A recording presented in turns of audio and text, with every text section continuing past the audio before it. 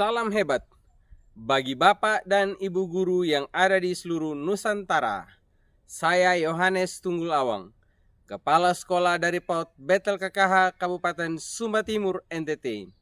Pada video praktik baik kali ini, saya akan berbagi tentang kita hebat dan berdampak melalui komunitas belajar. Selamat menyaksikan. Sebelum kami membentuk komunitas belajar di Satuan PAUD Betel KKH, seringkali muncul sejumlah permasalahan yang ditemui oleh kepala sekolah dan guru-guru, baik dalam lingkup sekolah maupun juga di luar sekolah. Pertama, kami tidak pernah melakukan refleksi bersama.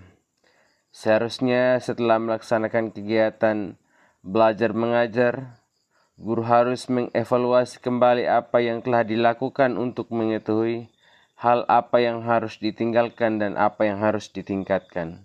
Kedua, kami tidak ada kolaborasi. Guru-guru lebih fokus pada tanggung jawab individu dan kurang melibatkan diri dalam pertukaran ide dan sumber daya dengan rekan-rekan.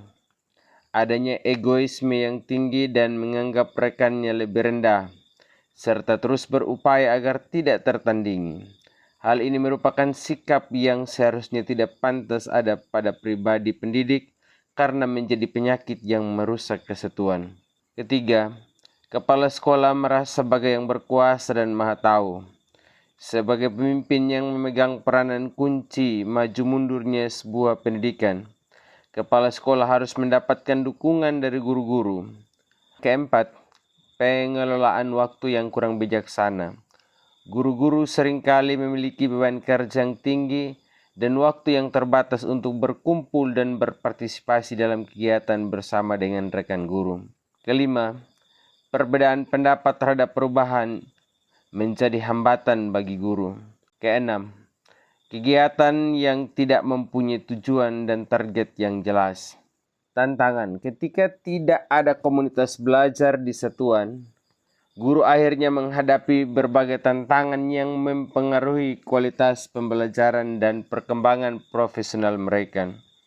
Yang pertama, tidak adanya wadah untuk saling mengisi dan memperlengkapi satu dengan yang lain.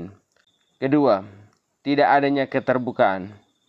Keterbukaan menghindarkan dari berbagai prasangka buruk dan adanya hubungan cinta kasih yang tulus. Sebab guru-guru saling memahami karakteristik sesama dan tidak enggan menyatakan kesalahan sesama dan juga selalu bersedia untuk dikoreksi oleh rekannya.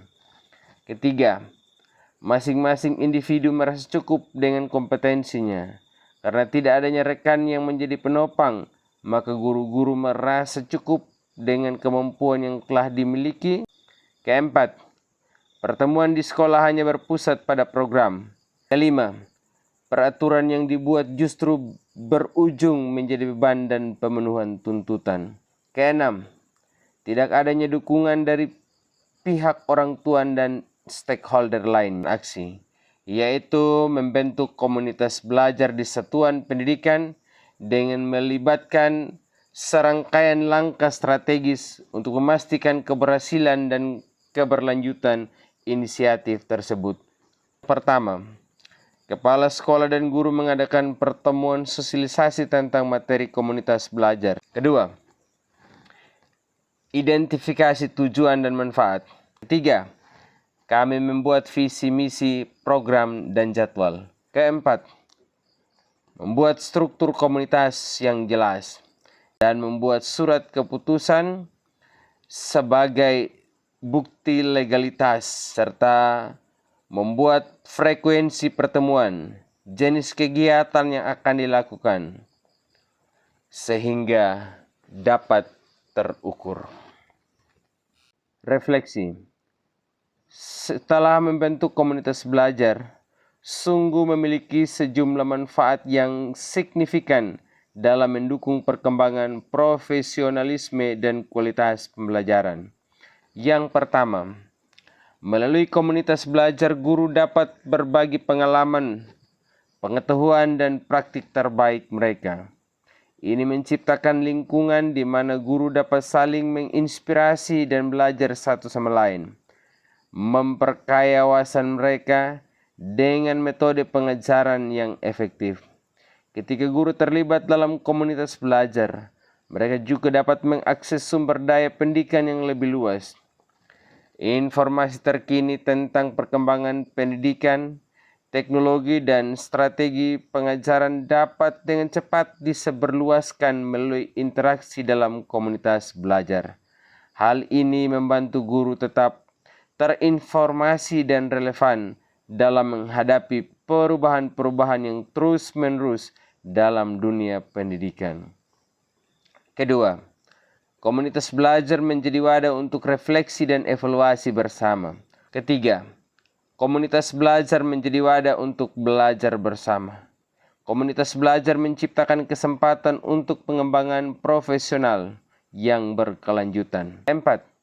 Komunitas belajar membangun nilai bersama. Guru yang selama ini egois atau mementingkan diri sendiri, akhirnya dapat bersatu dan sepakat membuat nilai bersama yang harus dilakukan sebagai anggota komunitas.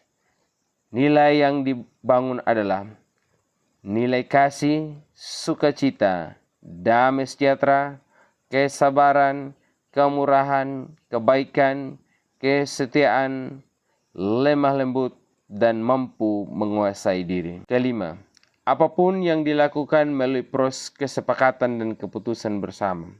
Keenam, komunitas belajar dapat membantu mengatasi isolasi guru. Ketujuh, menciptakan budaya berikan pengakuan dan apresiasi. 8. Adanya kolaborasi antara pihak sekolah dan orang tua, serta stakeholder lainnya. 9. Kami dapat berdampak bagi satuan lainnya. Dengan adanya komunitas belajar, kami juga dapat berbagi praktik baik dengan satuan pendidikan lainnya. Dan ini merupakan satu kepuasan tersendiri, karena kami yang hanya PAUD yang berada di daerah terpencil, namun mendapatkan kehormatan untuk bisa berbagi dengan satuan pendidikan lainnya, mulai dari jenjang PAUD sampai SMP yang ada di Kabupaten Sumba Timur.